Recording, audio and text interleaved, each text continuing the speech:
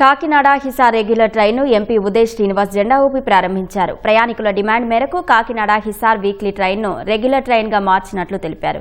త్వరలోనే షిరిడి, రాజస్థాన్లకు కూడా ట్రైన్ల సంఖ్య పెంచుతామన్నారు. రానున్న రోజుల్లో కాకినాడ ప్రజలకు అనుగుణంగా మరిన్ని ట్రైన్లు అందుబాటులోకి తెస్తామన్నారు.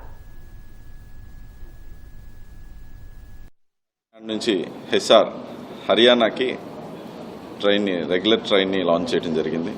నిజంగా చాలా ఆనందకరమైన విషయం. ఎప్పటి నుంచో ఈ రెగ్యులరైజేషన్ కోసం కాకినాడ ప్రజలందరూ ఎదురు చూస్తున్నారు. సో ఇది సుమారు 56 గంటలు కంటిన్యూస్ ట్రైన్, అంటే 2705 కిలోమీటర్లు ప్రయాణించే ట్రైన్ ఇది. ఆల్రెడీ మనం కాకినాడ నుంచి లింగంపల్లికి కానివ్వండి, లేకపోతే కాకినాడ పోర్టు రాజమండ్రి కానివ్వండి, అండ్ మొన్న మైసూర్కి లాంచ్ చేసాం, ఈరోజు హిసార్కి లాంచ్ చేసాం. ఇలాగా కాకినాడలో ప్రజలకందరికీ ఉపయోగపడేలాగా, ప్యాసింజర్స్ అందరూ వినియోగించుకునేలాగా కొత్త ట్రైన్స్ అన్నీ వస్తూ ఉన్నాయి.